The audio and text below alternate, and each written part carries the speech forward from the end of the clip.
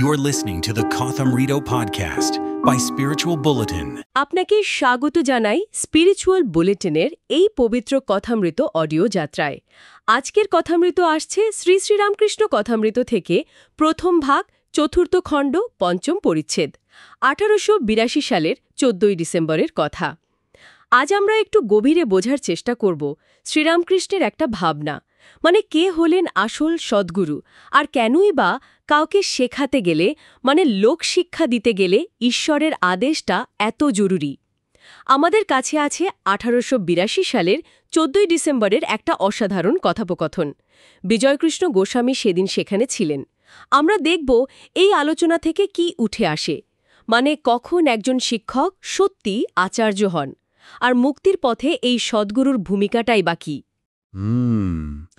এই আলোচনাটা কিন্তু খুব গুরুত্বপূর্ণ, বিশেষ করে আজকের দিনে যখন আমরা চারিদিক থেকে এত রকম জ্ঞান বা পথনির্দেশ পাই। আধ্যাত্মিক পথে কে দিশা দেখাবেন, তার যোগ্যতা কি হওয়া উচিত, এই নিয়ে শ্রীরামকৃষ্ণের ভাবনাটা মানে খুবই প্রাসঙ্গিক। ঠিক, আলোচনাটা শুরু হচ্ছে বিজয়কৃষ্ণ গোস্বামীকে দিয়ে, তাই না? তিনি তখন ব্রাহ্ম সমাজের কাজে খুব ব্যস্ত, সেই জন্য প্রায়ই ঠাকুরের কাছে আসতে পারতেন না। হ্যাঁ, আর সেই প্রসঙ্গেই ঠাকুর একটা খুব গোড়ার কথা বললেন। কি বলেছিলেন তিনি? ঠাকুর বলছেন, দেখ, আচার্যের কাজ বড় কঠিন। ঈশ্বরের সাক্ষাৎ আদেশ ব্যতি রেখে লোকশিক্ষা দেওয়া যায় না। এই যে ঈশ্বরের আদেশ, এটার ওপর খুব জোর দিচ্ছেন তিনি। আচ্ছা, এই ঈশ্বরের আদেশ মানেটা ঠিক কি? শুধু কি স্বপ্ন দেখা বা ওইরকম কিছু? না, ঠিক তা নয়। মানে আদেশ পাওয়াটা একটা গভীর আধ্যাত্মিক অবস্থা, শুধু পাণ্ডিত্য দিয়ে হবে না। যতক্ষণ না কেউ নিজেই ঈশ্বরকে উপলব্ধি করছেন বা তার থেকে লোকশিক্ষা দেওয়ার জন্য একটা স্পষ্ট মানে ভেতরের নির্দেশ পাচ্ছেন, ততক্ষণ তার কথায় সেই আসল জোরটা আসে না, সেই শক্তি যা মানুষের জীবন বদলে দিতে পারে। বুঝেছি।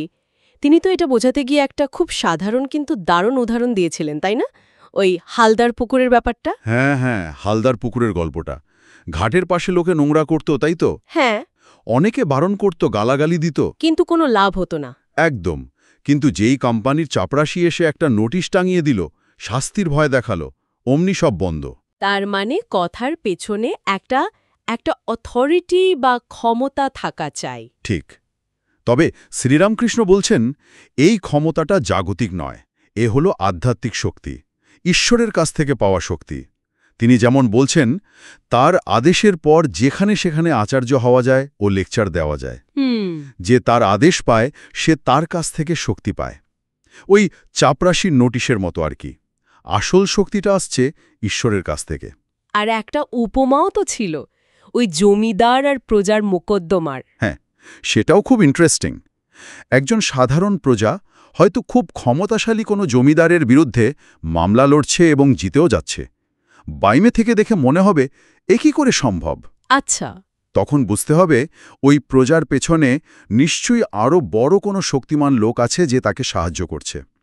শ্রীরামকৃষ্ণ এটাই বোঝাতে চাইছেন যে মানুষ তো সামান্য জীব, ভগবানের সেই সাক্ষাৎ শক্তি বা আদেশ না পেলে ওই আচার্যের কঠিন কাজ করা যায় না। পথপ্রদর্শকের পেছনে ঈশ্বরের বল থাকা দরকার। বেশ, এই আদেশের বিষয়টা তো বোঝা গেল। কিন্তু এর পরেই বিজয় গোস্বামী আরেকটা খুব জরুরি প্রশ্ন করেছিলেন, তাই না? হ্যাঁ, খুব বাস্তব প্রশ্ন। তিনি জিজ্ঞাসা করছেন, মহাশয়, ব্রাহ্ম সমাজে যে উপদেশাদি হয় তাতে কি লোকের পরিত্রাণ হয় না? মানে তাদের চেষ্টা কি বৃথা? আর এইখানে শ্রীরামকৃষ্ণ আলোচনার একেবারে মূল জায়গায় চলে এলেন। একদম। তিনি খুব স্পষ্টভাবে বললেন, মানুষের পক্ষে কি অন্য মানুষকে এই সংসার, এই মায়ার বাঁধন থেকে মুক্ত করা সম্ভব? যিনি এই মায়া সৃষ্টি করেছেন সেই সচ্চিদানন্দই একমাত্র পারেন এই বাঁধন কাটতে। তাই তার শেষ কথা হল, সচ্চিদানন্দ গুরু বই আর গতি নাই।